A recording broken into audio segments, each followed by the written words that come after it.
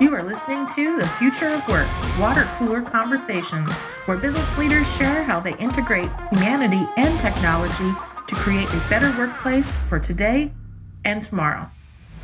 This radio show and podcast is brought to you by Max 6 Entrepreneurial Center.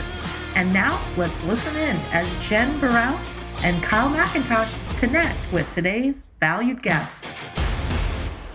And we're back with the Future of Work Water Cooler Conversations. I'm Kyle McIntosh, here with my co-host and good friend Jen Burwell, and our fascination with business leaders who have developed innovative approaches, healthy cultures, flexible workspaces, and seamless virtual technology. I'll start off by saying, Jen, good to see you. Welcome. Hello, good to see you. And today we are excited to introduce you to Donna Kennedy, the Economic Development Director, and Jill Buschbacher, the Economic Development Program Manager at the City of Tempe. Welcome to you two. Thank you. Good to be here. Thank you. Thanks. So the way that we like to start the shows off is really getting to know the two of you a little bit. Not necessarily just what you're up to today, but hey, where did you grow up? How did you get from there to where you sit today and what you're up to with the City of Tempe? Donna, would you like to go first? Sure. Thanks, Kyle and Jen, for having us. But yeah, it has been a journey for me, but I guess I could summarize it. Moved out here when I was 10 from Chicago. So I have an urban background as a kid, but came to Arizona. Obviously, it's been a while and watched its growth over the past several years. Put it at that. And Arizona known to be more agricultural, more to be tourism and real estate. And now we're a hub for many industries. We're a growing dynamic for knowledge-based jobs. We're very excited to be part of it in Tempe. I got from grad school in planning. I'm a professional planner, but also my master's in it, and went to teach at ASU as well, taught students there. But my career started in the town of Buckeye. My first project was the Verado project, which I'm always proud to tout because back in the day, everyone was like, what are you working on out in Buckeye? But Buckeye has just built off its successes and done very well. So went to the City of Phoenix. I was a senior planner there and worked on projects such as Desert Ridge with Mayo, oversaw many of the villages there, downtown projects, and had wonderful opportunities to advance in economic development with the City of Phoenix. Worked in economic development in the downtown development office, just the economic development department, and noticed the opportunity in Tempe. Had enough skill sets, got the courage, applied, and here I am, the director at City of Tempe for economic development. Well, that sounds like a fun journey. We'll have to get into that a little bit more. Thank you. And before we go to Jill, I just have a question. Like, what originally inspired you in planning? Like, what was that inspiration piece that kind of set the course for your career? Great question, Jen. What it was is growing up and seeing our land and our desert being developed without really master planning. We had a lot of out-of-state investors come in and build retail strip centers. And I didn't see a vision, and I knew what Chicago was about. And I thought, I want to get involved. I want to get back into it. I went back to school and got my master's, and I knew my path was in planning to do that. Super cool. Thank you for sharing. Mm-hmm. Jill, how about you? So I come to the area by way of New Mexico. I grew up in New Mexico. I'm an Aggie. I graduated from New Mexico State University and love New Mexico, but found really great job opportunities here in Arizona. And I've been here for quite some time now. I've been here for about 25 years. And, it was a really great decision that I made to come out to Arizona. I'm really pleased that I did. I never thought that I would stay for very long. I kind of came thinking, I'll stay a year or two and kind of try it out. And I think a lot of people maybe come thinking that and then fall in love with it and find a lot of great opportunity here. So I've been very... Oh, no, Jill. Well, technical difficulty. We'll work around pleased it. With how, that's all worked out. And education and employment. Helping women in Guadalupe and Phoenix get placed into training and education. And I was able to work my way over to the county, working with employers, helping them with hiring and training as well. And then I moved into a role similar at City of Phoenix, and it worked its way into economic development. So I've been really pleased to work in small business and entrepreneurship services, workforce development with training and hiring programs and grants and resources for employers, and also in business attraction. So I've kind of been lucky to do sort of all three legs of the stool of economic development, as we kind of like to say. And my role in Tempe is really in working with small businesses, entrepreneurs, and our existing businesses of all types and industries and sizes, keeping them happy, healthy, and here, as we like to say. So very fortunate, very excited to be doing what I do. And over this last year, have especially focused on serving our small businesses, because that's been a really especially important time to work with them. So happy, healthy, and here. Is that the crux of, if somebody's listening to this show and they have no idea what economic development looks like for a city, is that really what it is? I mean, all the efforts that you do every day are around those three things? A lot of them are. I mean, keeping the right, mix of jobs and industries in our community, and investment, tax revenues. I mean, that's kind of what we're all about. We want to keep people employed. We want to, keep bringing in new great opportunities. So we're attracting new jobs, and we're trying to keep the ones we already have. And the companies that are here, we especially want them, when they're thinking about making new investments, to do it in our community first, before they look elsewhere. So those relationships, a lot of it's about relationships. Building and keeping relationships with our tremendous business community is much of what we do. Absolutely. I was thinking a lot about you guys as the pandemic was unfolding, and I can only imagine the year you guys have had and the changes. So can you talk to us a little bit about like what trends or changes have you seen throughout this last 12, 14 months with our community and businesses specifically? Yeah, you're totally right, as far as, especially with the pandemic. And we initially started with a 100-day plan, but look where we're at today. We've put out various programs because we knew businesses would be struggling, especially the smaller businesses. But now that we're coming out of it, trends we're basically seeing is, and Jill and I both in different areas have seen many realizing that businesses are downsizing. They've become experts at telecommuting with a lot of their staff. And so their square footage in their building, their footprint now has decreased, but we see that as an opportunity. We see now we can attract more businesses. There might be more available rents for entrepreneurs to come in at a reduced rate because it's a sublease, and there might be room for negotiation. So we look at it that way, because a lot of, just especially in our downtown and lake area, all those buildings were all leased up.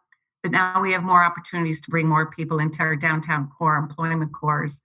But we realize the trends on this are in all our employment districts that we have, even as far as designing space. It was cubicles for so many years, and now it's more open studio concepts. So they come in, the collaboration is different there. They come in from home to do meetings at work. So the utilization of space is different, and more amenities. We're seeing new development come on where there's bocce ball courts, outdoor barbecue grills, and it's more of a true, I wouldn't say a live work, but play work atmosphere. Because let's face it, when you get your staff and the more motivated they are, it's because they're happy in their environment.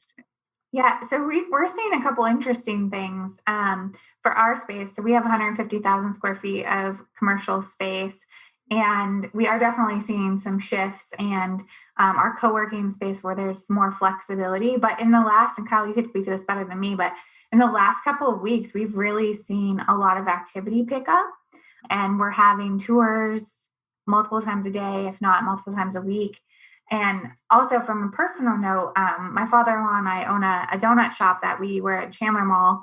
And through the pandemic, we opened it right before the pandemic. It was kind of a recipe for disaster. And we're looking for a new location, and I'm really encouraging him to look in Tempe. And some of the real estate agents I'm talking to are like, no, things are bouncing back. Like, people are moving quick. People are feeling a lot better. Like, somebody I talked to said, I've executed 17 leases in the last 2 weeks. So are you guys kind of seeing the same thing in like the retail and restaurant side? Because I know that those sides were hit pretty hard. Retail and restaurant have been totally hit in Tempe, actually our downtown Mill Avenue. I wish I could say they were coming back sooner than they are. We're getting a lot of questions as to, what's on the market, what's available. But sometimes when you have the higher rents, it makes it more difficult. We're seeing more action now than we have before in our South Tempe market for restaurants, which is interesting to me too, because we always wanted that, but we were always below the rooftops aren't there. But I'm telling you, all the jobs that are coming in now and that we've brought in over the past, since I've come on to Tempe, we've added 40,000 new jobs to Tempe, but the jobs are there, they're coming from all over. But you realize we're bringing companies in from California, so the rooftops are coming. And people think, well, I can get the rents. So it's kind of like a catch-22, if you will. I know our mayor, he's a foodie. If anybody's listening that is a restaurant entrepreneur or wanting to try to locate in Tempe, give me a call, because he loves to have different in a variety of restaurants, especially conversion in old buildings. If we have a vacant we've got industrial areas that we're converting into more of a mixed use kind of cool environment, industrial, but yet food halls, we welcome live, work, play stations there too. So we're transforming, we're growing urban, and we're growing urban quick. And we're all coming out of this bubble, if you will, with new creative ideas. And our office is there to help promote those ideas and help you. And especially Kyle, your efforts as well. And we would love a new donut shop. Well, hopefully my father-in-law is listening, because I'm lobbying hard for Tempe. And we just had cul-de-sac on last week, right? Kyle, was last week? Yeah, last week. Oh, I love that. I mean, it was an interesting broadcast for sure, podcast, because we're just so excited about having them and their product, if you will. No parking, less dependent on cars, trying to get us to add more bike lanes to be more of a functional city, keeping the environment and sustainable efforts up front too. So it's love it.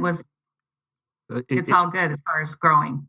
It's been interesting. I think everybody has seen everybody that's sort of in this world of space where people can do work, whether it's retail, commercial. It's changed. It's going to keep changing. I think what's fun about it is there's sometimes for sure when I say, oh yeah, there's that big change and there's really an opportunity that's there. But I really mean, I don't want to say that there's issues that we have to figure out, but there really are these really cool opportunities like what you described. People are reconfiguring their footprint to figure out, do we need this much space? Can we have more flexible space? How does the market respond to that? The cul-de-sac is an example of, can we rethink how we do this type of space and land development in general? If I'm a new business owner and I've got an idea and it's, whether it's sort of old school, how things used to work, or I've got a brand spanking new idea like cul-de-sac with no cars and lots of bike lanes. I mean, how do we suss that idea out and see what the viability is with, say, the City of Tempe? I'd say basically get in touch with our office, especially me, and we always review everybody's concepts. And we've had quite a few interesting and really pretty cool concepts lately. But what we vetted out, if there's an interest, we want you to have your business plan. We want you to have a pro forma. If there's an ask for the city, what type of incentive, and we don't have a toolbox for incentives to make that clear, unfortunately.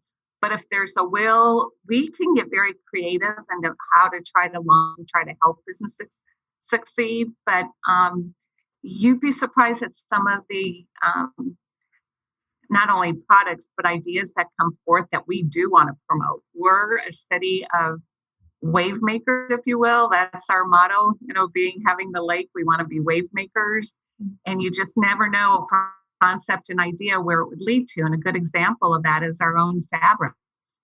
You may have had them on your podcast, but 2 designers came on board and other cities kind of said we weren't interested, but these gals have a wealth of experience, and I knew that they could do what they promised as far as opening up a fashion design industry in Tempe. And they've been very, very successful because they stepped up to the plate and they had their dream come true.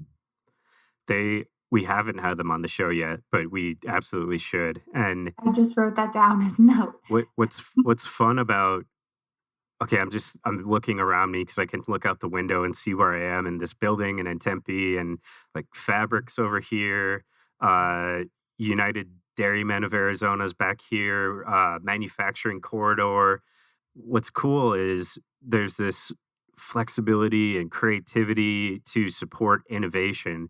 And that doesn't necessarily mean tech or not tech or anything, but fabric is a perfect example of get your hands dirty, making real stuff, and serve a populace that's out there. And so just the wide array of really cool resources that are out there in Tempe it makes it a pretty special place. And it just speaks, I think, to a long-term vision that the city has, where, like you said, other cities took a look at fabric and said, no, it's not the right fit for us right now. But hey, over an elongated period of view, that's going to be such a huge resource for the city of Tempe.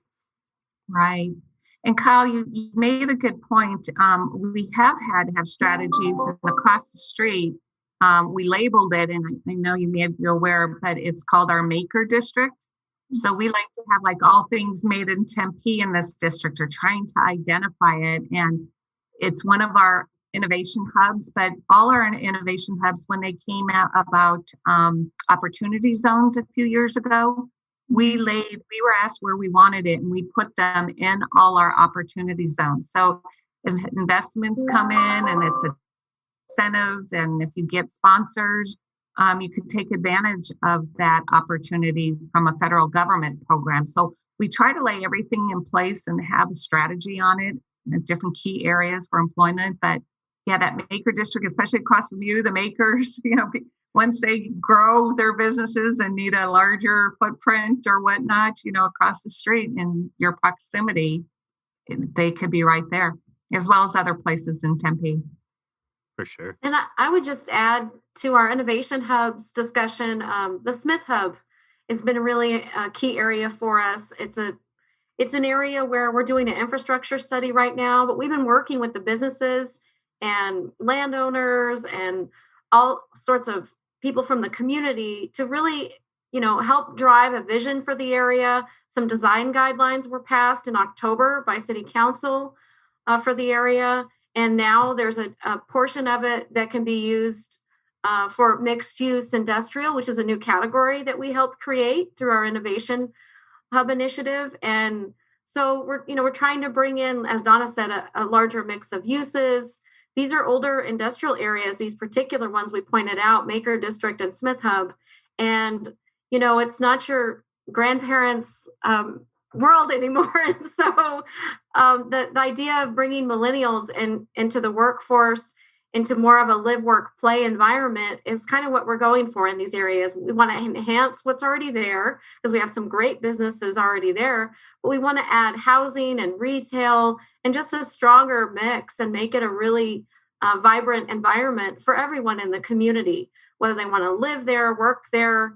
We want to add bike lanes and open space. And that's kind of the vision for these areas moving forward. And it's in keeping with the Brookings Institute study that was done, kind of defining innovation hubs a few years ago. And that's really what this is based on. So this is a national trend, and there are all kinds of interesting best practices around it. But we're excited to bring this to fruition. We've got some great projects going on in both of these hubs. And there's some artists involved. There are some really neat new adaptive reuse projects like the Hub in the Maker District. Check out the Hub building if you haven't gotten a chance. It's near Alameda and Hardy, and it's a really cool adaptive reuse of an old industrial building that Michael Bronska developed. And it's just very exciting to see the possibilities for that new building, cool opportunities. And it's a healthy building, has really neat outdoor space. So just lots of neat new things going on in all of our hubs. But those are two that we're focused on right now and trying to get folks most involved in, and trying to get resources and new investment and continue that growth of the area. You two are ruining my plans for being productive in the next couple of weeks. Now I'm going to go check out all these cool things that are in Tempe that I've either been to, but not for a while, or I haven't been to the hub yet. So I'm definitely going to have to check that out. I was just gonna say a field trip, Kyle. Yeah. And the Smith area is just south of Tempe Marketplace area, just that old industrial. I don't know if that came clear, but it's we've got the new things coming in, that new employment corridor, but this is all the old, the older industrial. What we have found in that area is most of the industrial buildings don't meet the standards of what industrial users need today. And most of the shops in there are commercial, office, and so they need different types of amenities, and we're trying to bring it to that existing business. So you brought up amenities with commercial office spaces that are around and that you're seeing increasing, whether it's bocce ball courts or, let's see, Maxix version of that. We've got a fit trail around our buildings and the gym and some things that we're offering. And I think what it speaks to for me is not necessarily that we're competing with the building across the street from us with amenities. There's some transactional nature of that, but really we are meeting people where they're at, where they're wanting to come to work, not just as their work self and compartmentalize and be here and work. And then I shut that off and I go home and I have my family self and I can relax and have, access to what makes me fulfilled as a whole human. There's got to be, what we're talking about here is this economic development as it relates to businesses, but how much thought, how much work goes into Tempe is a place where people live. This is a great place to grow up, raise a family, start a business. How much work do you guys specifically do, I guess, that relates to that portion of it? Well, we have our hand in almost every aspect, if you will, including, and, spot on with those questions, because once you do get home, what is there to do and whatnot? So right now we're working with our Parks and Rec department on major things that are happening, potential zip lines across the lake, revamping our golf courses to bring in new revenues, making partnerships happen there. Pickleball, restaurant opportunities, where can that happen? And we totally believe, and as far as with the mayor too, as far as keeping our city sustainable in its economy. And that is just outside of the workforce too. It's also what you do after work. There's night and daytime opportunities. Now we're going to maybe have nighttime golf. What does that mean?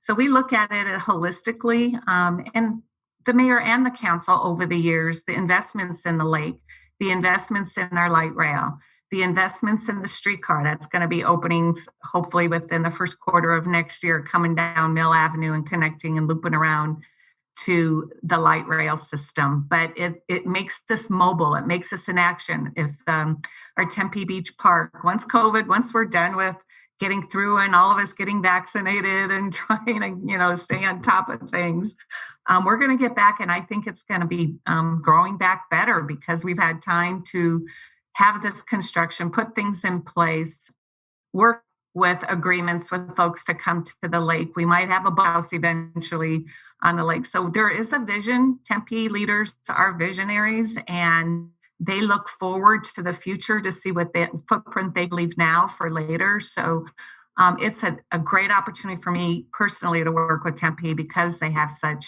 a vision. I'll add zip lining to the future date night I'm planning with the new hockey arena that's being built for ASU. Right.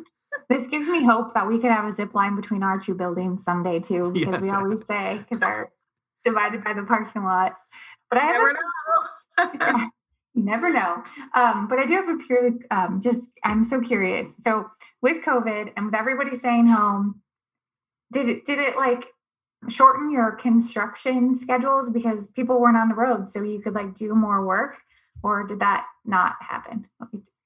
Well, it certainly helped. And we're also glad because of the weather in the summer and then not having the traffic to address it.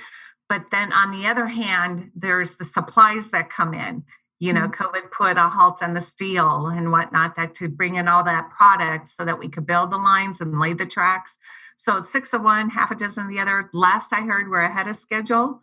So that's the good news for that. And invite everybody to come ride the streetcar. And there's an interesting story behind the streetcar. And I don't know if many know this, but only because I've had to go to many council hearings to hear the outcome. But when we were first looking at the streetcar, it was a cable car.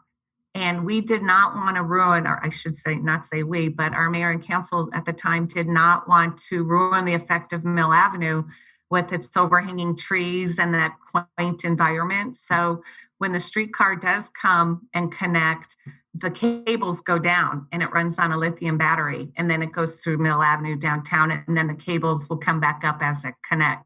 Wow. So that's what I mean. They really think things through to make sure we don't ruin what's already in place, but to only improve upon what is already there, the infrastructure. That is super cool. So this is a quick personal story about Tempe. There's so many things I love about Tempe, and the artists and how art is always brought in and thought about as a component.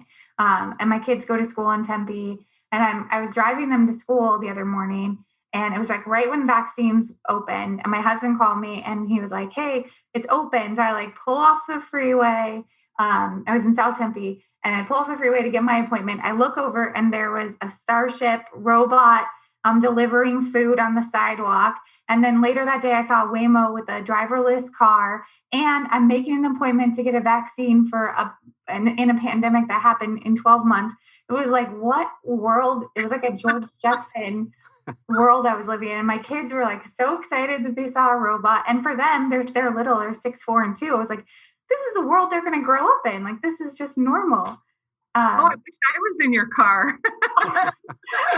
It was a very exciting day. And a lot of that is because of the innovation of Tempe and the willingness to try things and experiment. And Starship is over at our Park Lane facility. So it's super cool, but it's always exciting around the city. Yeah, isn't it? It kind of gives you hope to something else is even going to come, because, for so many years, it was in the works, but now it's a reality. Seeing all the hard work that all these entrepreneurs, inventors, because they have to go through getting funding, outsourcing for what they need. And it takes time for them to build up to what they could launch out to the public. So who knows? I might be flying around in a vehicle within the next 10 years. You heard it here first. Go ahead, Kyle. So I've been thinking about something recently. Is we just reconnected with the United Dairymen and the 5 C's of Arizona. And I love it because I think I could remember what they are off the top of my head, and I know it, but it's there's a shift too, right? That's not exactly what Arizona is known for anymore, although there's components of it.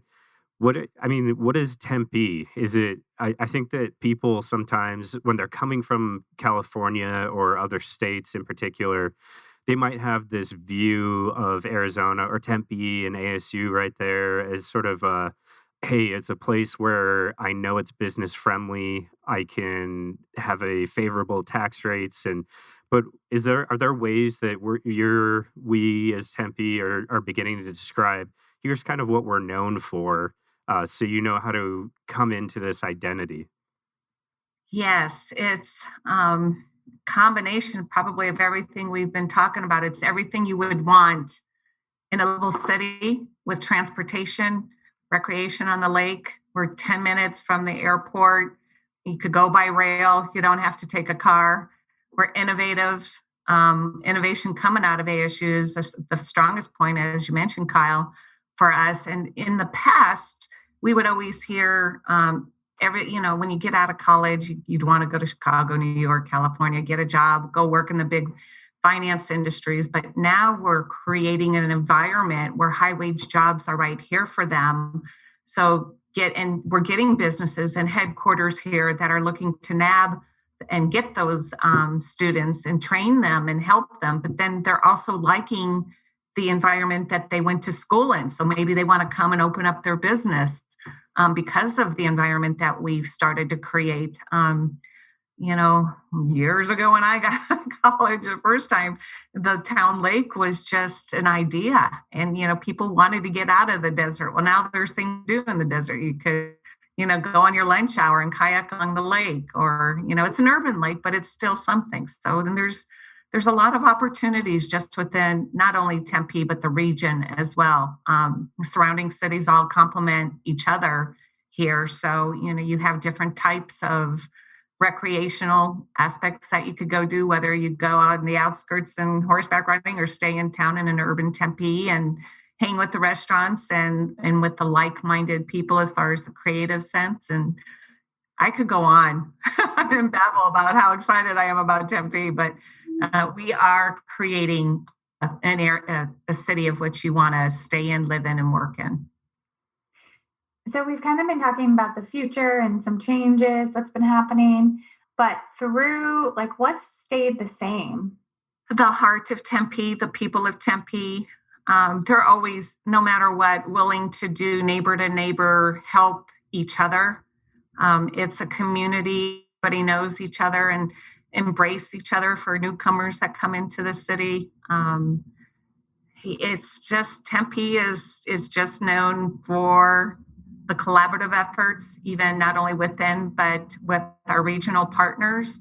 We have Tempe Chamber, we have our Downtown Tempe Authority, we have our Tempe Tourism, all our stakeholders. We get together, we get creative ideas. And I know Jill maybe had some technical problems, but one thing she does is reach out to businesses. And right before COVID, we were addressing traffic issues.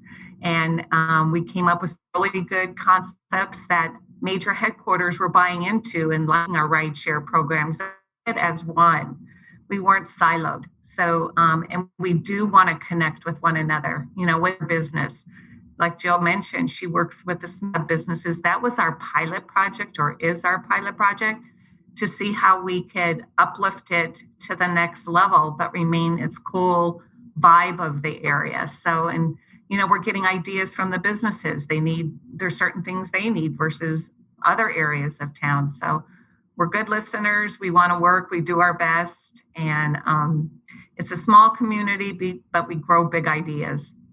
So that makes me think of a good question. So if you're a business owner, either you have an idea or you're an existing Tempe business owner, and you need some help from the city, I've always wondered this, who do you start with? Where do you go? What's the channels?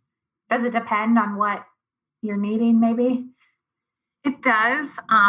Typically where I would start is our planning and community development, because they're the ones that have the code and can tell you what you can do, what you can't do, or how you need it, or what permits and whatnot, what you need to do to get where you need. And they are very well versed, and they've got, whether it's an inspector or an engineer, can come out to your site, analyze what you're doing, and tell you the shortcut and how to get it done in the most efficient way to get it done.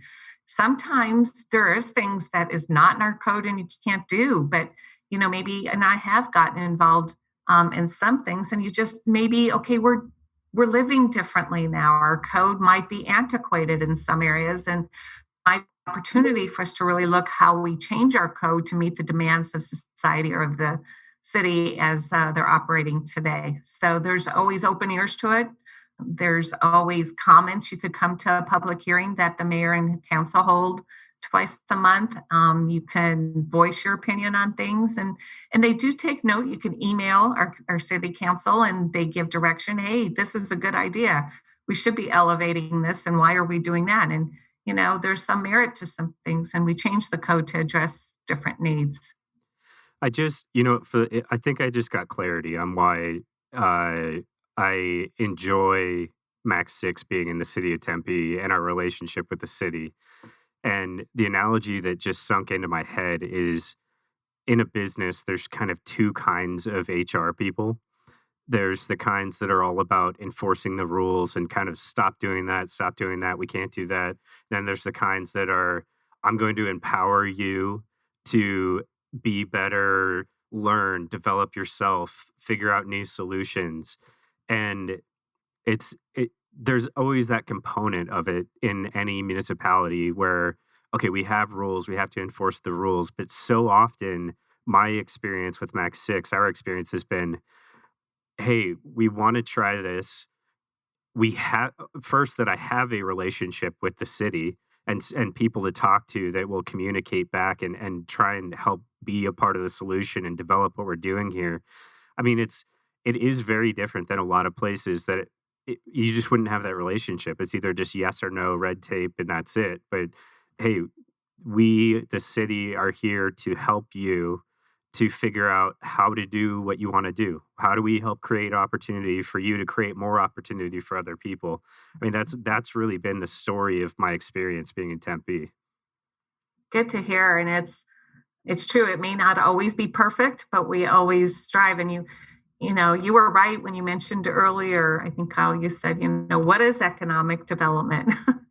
And it keeps changing, and it depends on the day and who needs what, and working with businesses and sometimes residents who need to have a certain type of business in their area. And we need to go solicit maybe a little more like restaurants, like donut shops, or, see how we can help,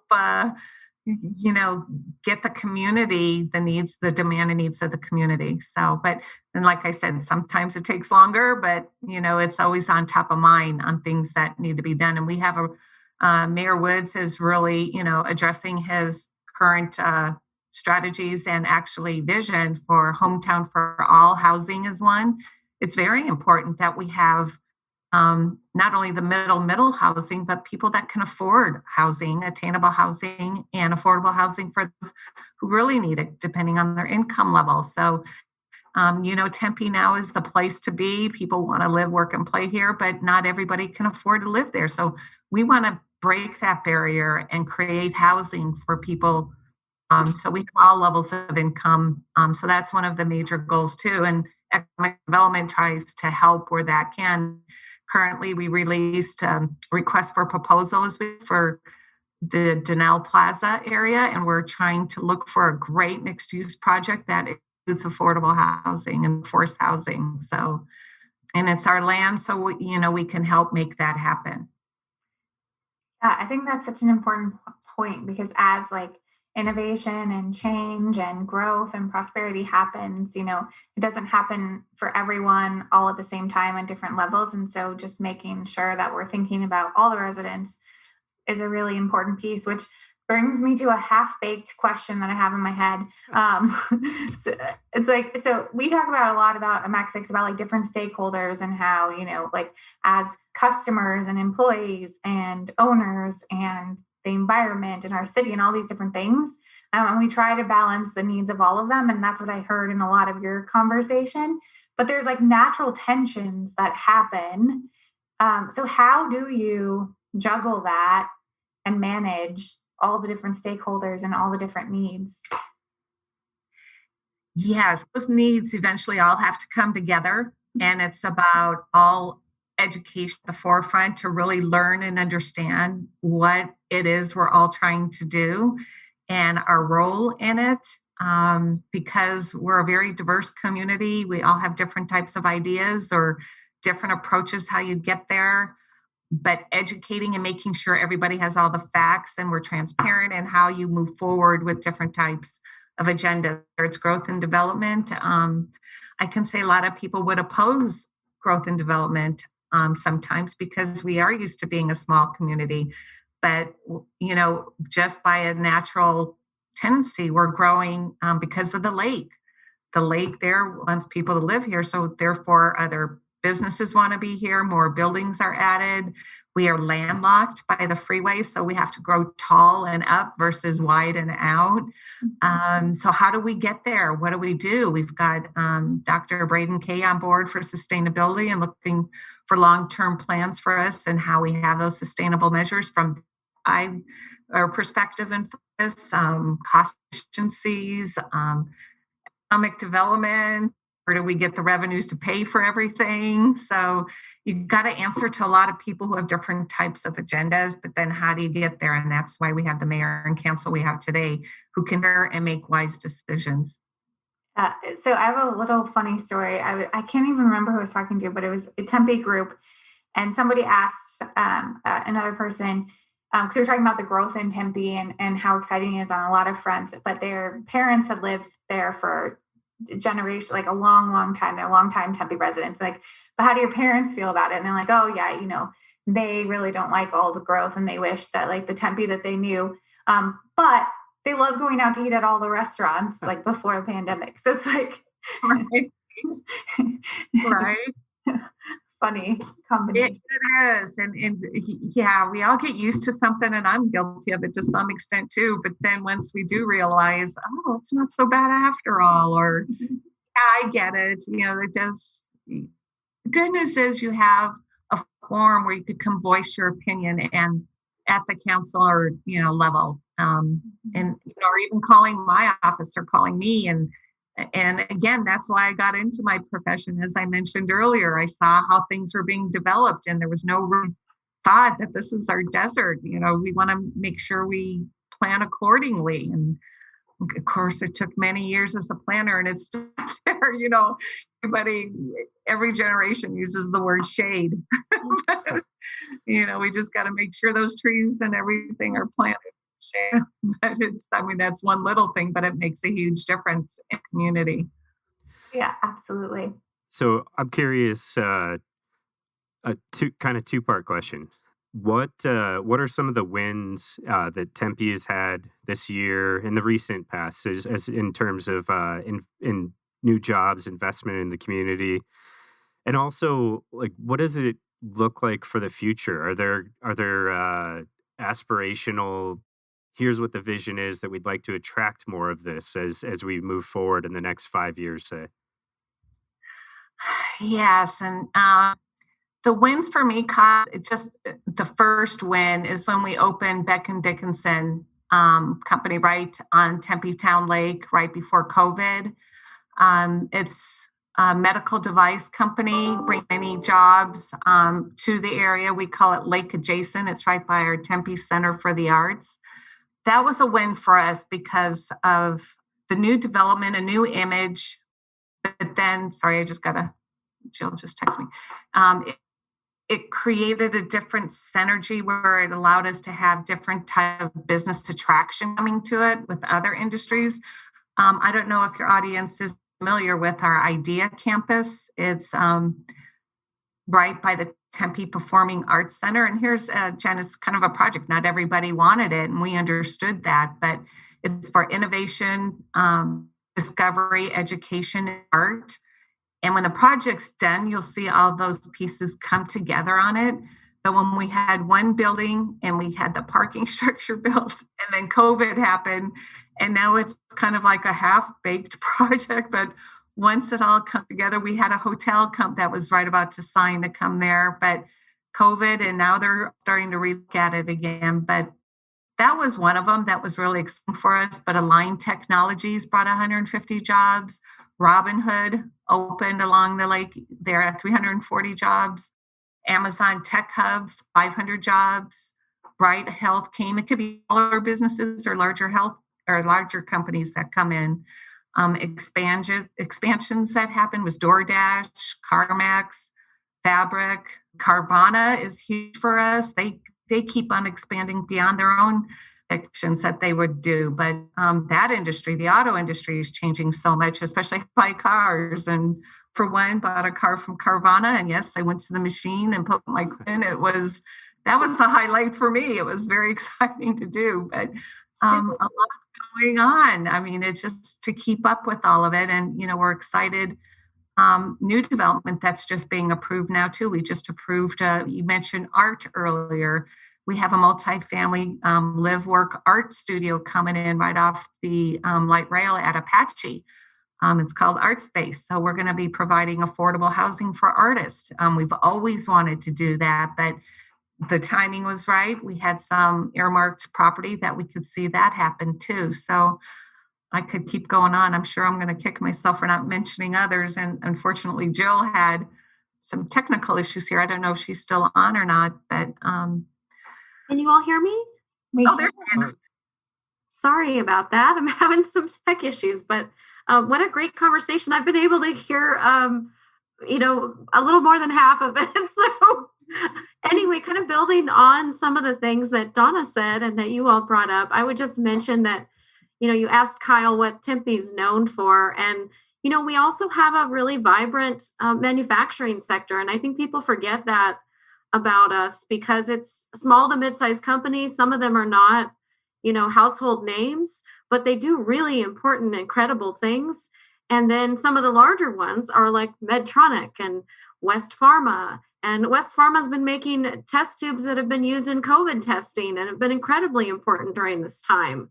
And then we had companies like Vomaris that have been making masks out of antimicrobial materials and antiviral type materials. Very interesting. Just all sorts of interesting manufacturing that happens in our community. And as you guys know from your Park Lane facility, that's one of the things.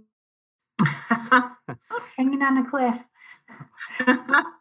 It's to that point that they're not necessarily household names, but what's fascinating, if you could, things that hasn't really been as effective. In some cases, they've done better. If you, Absolutely. Sorry, did I cut out? you did Yes, a little bit. But that's why we need others to get out there and help us with our technology. It's fascinating that if you could, I'm just thinking, if you could float above this area and just sort of float in the sky and look at what's up there, the story that you could tell, not necessarily about household names all the time, but about things that are used in everyday life, like you're talking about, even at our manufacturing facility, and things that you just never would think of. They make that little piece that you have no idea is in this product that you use every single day. And that's all they do. And they're the best at it. And they do it right here. Or they make a product that you just don't know. It's not, one of these big names, but it's widely used all over the place. And there's so much of that. That's such a fun story to see. I think people just have no idea how much of that is in their backyard here. The amazing stories that are, we see it all the time of these companies that are having great success in what they do. And they're just known in a different way, or they don't have to be known as publicly, but they're here supporting all of our communities to such a great degree. Yes. And Jill was right with all the businesses. And even, I don't know if she mentioned fabric again, over 200,000 isolation gowns that they've made, and they stepped up immediately. And just like everybody else she was talking about, Vomaris, and I think it's Caskworks, Adventures, the Stills, they made hand sanitizers.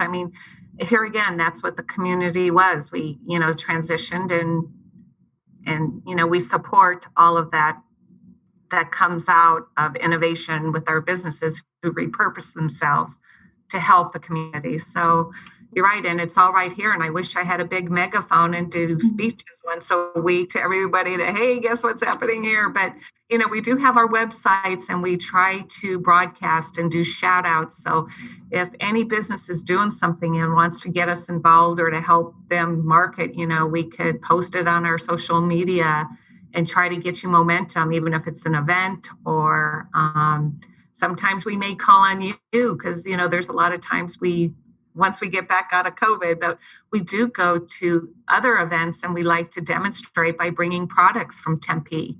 And we do Hero Popcorn, or we do whoever wants to bring or donate to us, we bring their product and bring it to events that we go to. So it's kind of like we try to help you, but then, you could kind of help us get your word out as well. And I just want to say that I was at the BD office, the Idea Campus, because the Tempe Chamber, that's where we broadcast our speaker series from. And it is beautiful, like gorgeous office space. So Yes. very well done. Thank you. And it's, we hope the next buildings there's still so much planned for there with rooftop amenities. And once we get the hotel there, then everybody from the city can go do weekends at the hotel and enjoy our arts programs just adjacent to it and just enjoy the lake and hopefully the zip line and everything else. That'll be a weekend at the lake. So lots to come. I'm excited. We've been talking about a zip line somewhere in the city of Tempe for so long. Kyle and I have been dreaming of it. I'm very curious who you're talking with and if it's the person we have been talking about for years who's been interested in this. Yes. Yes. Good. Well, we have to make sure we get you to the grand opening when it happens. Absolutely. Mm-hmm. So we have a little bit of time left before we start to wrap up, and then we have a couple of questions that have nothing to do with what we're talking about, but we like to ask them anyways. What are any upcoming projects, programs, things you'd like to share, get the word about? How do we use this show as a mouthpiece to promote some of the things you guys have going on? We've got programs in line.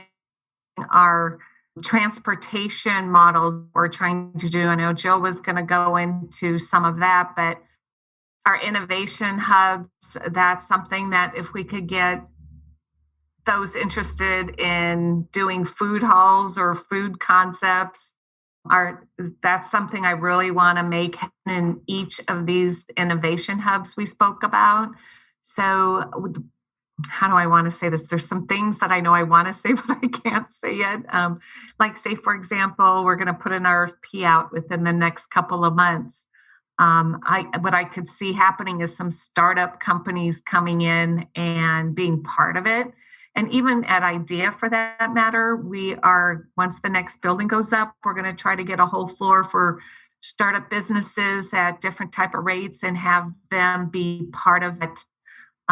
Innovation complex there. So sometimes people think that, I can't do it on my own. But if you get collective, like 10 startups that want to come and be part of something, that's something that innovation really needs in Tempe, the coming of together. And we started that, and it started happening a few years back with different groups. And then I feel just all of a sudden, just because of the pandemic and everything, we've all kind of put things on hold. I look forward to bringing that all back together. Jill is responsible for holding East Valley events to occur for startups. So we're going to be announcing that. We're not doing one this year, but next year that'll start coming up. Trying to think. I know, Jill, are you on? I know I've got some financing. Funds for infrastructure improvements for those who want to purchase, like, let's just say you got people together who wanted to do a building in any of our innovation hubs, such as Smith or Maker District, but there's a lot of infrastructure that needs to be happening for upgrades for the building. I have some funds that could help for that. If you've got ideas and concepts and want to repurpose an old building, you may want to talk to me about that. That's something that we really support because these are in our hubs. And if anybody wants to go to our website, I believe our innovation hub map is online, and you could see the different areas. We don't have specific boundaries of streets on some of them. They're just basic bubbles, but you can get the kind of areas of town that we're looking at. We want investments for our businesses to go. So we ultimately think that by having these hubs, we have networking going on and strategies going on with it. Jill, I thought I heard your voice there. Yes.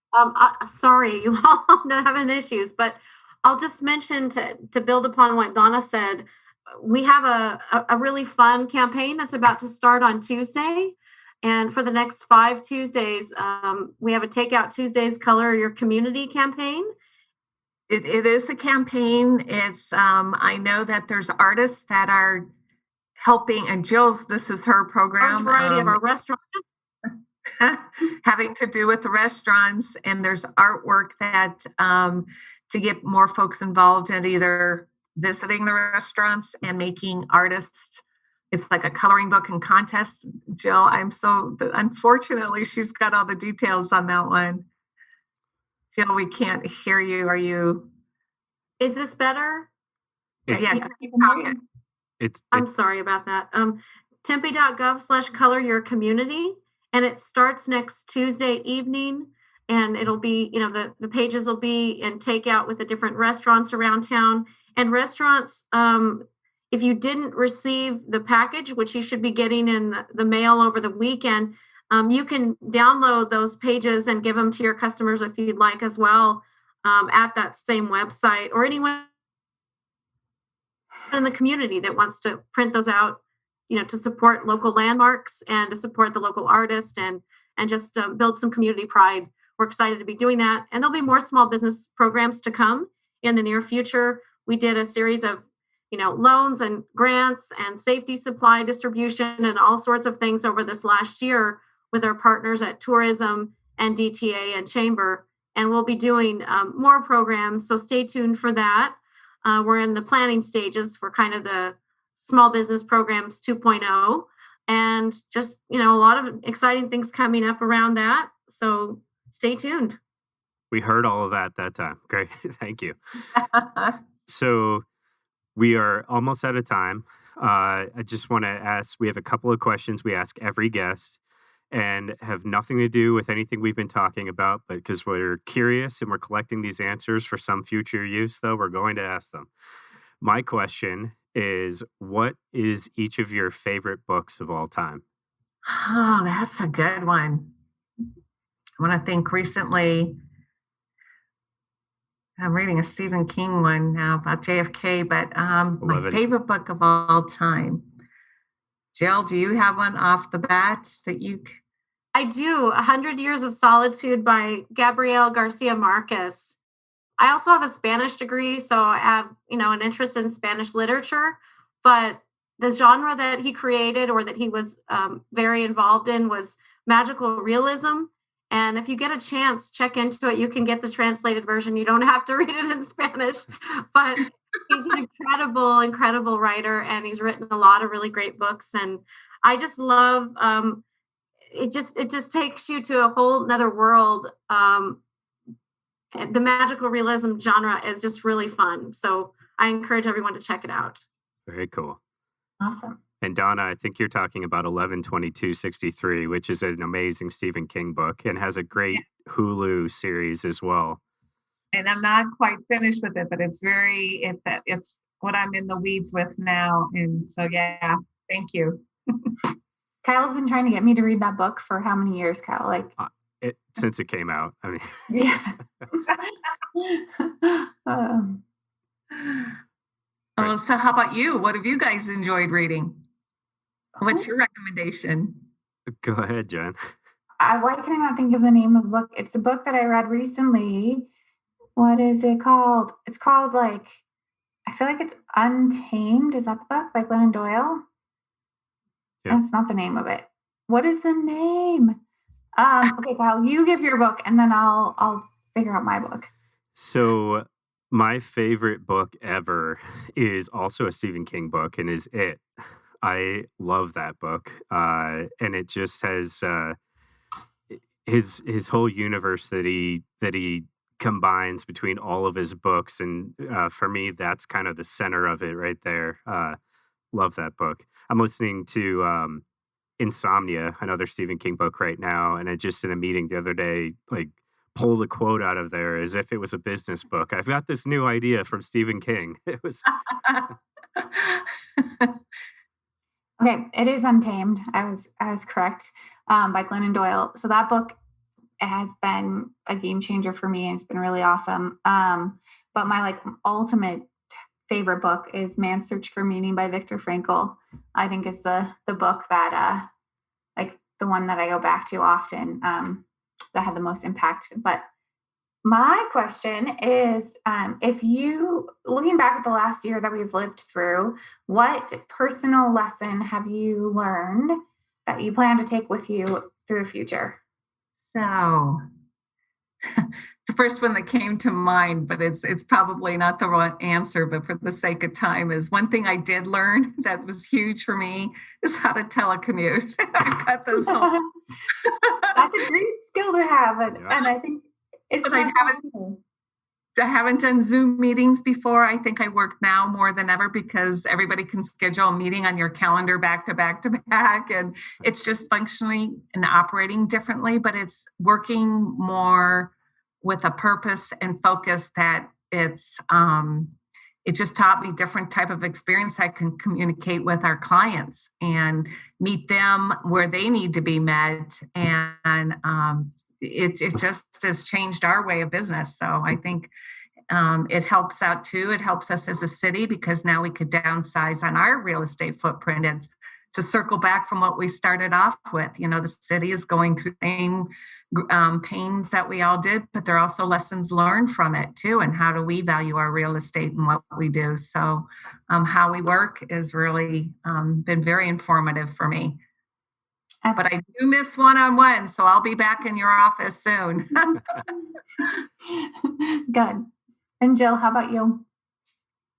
I would say it was a really great opportunity to get to know my teenage son better, to spend a little more time with him. I wasn't commuting, so I can have lunch with him. I can, get to know a little bit more about what's going on in his life. And not that I wasn't before, but I have, a little more time for that. And that's been nice. And I would say he's become my IT person and he's really good at it. But today it's not working so well. So I'll have to get with him to get some help. Yeah. My 6-year-old is my IT person too. And he is surprisingly good at it. Yeah. Thank you. Also been a lesson in flexibility, I would just say, in so many ways, I think for all of us to just keep pivoting and moving through the change and figuring it out in some cases as we go, but knowing that we're all doing it together and all, trying to rise to the occasion and do the best that we can for our clients, for our families, for everyone. Absolutely. So before we finish here, can you guys let anybody who's listening know, any of the businesses, how do we get in touch with you and your team? Sure.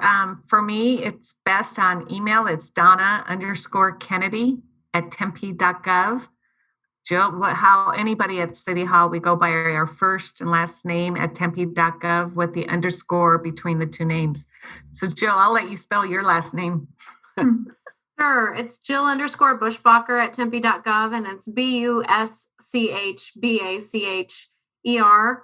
And we're just, glad to have folks reach out to us. We're here to help. That's what we do. I'm really our business liaison. And so anytime that somebody's got a question, Donna is certainly available as well. But feel free to contact us because we're here to help and, here to, as we say, keep our businesses happy, healthy, and here. Great. Well, thank you to Donna Kennedy and Jill Buschbacher with the City of Tempe for being on the show today. And until next time, we are off to continue building better communities where people and businesses thrive. Thank you for listening to the Future of Work Water Cooler Conversations with your hosts, Jen Burwell and Kyle McIntosh. Each episode shines the spotlight on business leaders who are defining what a healthy and productive workplace looks like in Arizona and beyond. To be part of the conversation, schedule a visit of the Max 6 Entrepreneurial Center in Tempe, Arizona, and connect with us at max6.com. Remember to like and subscribe to the Future of Work Water Cooler Conversations on Apple Podcast.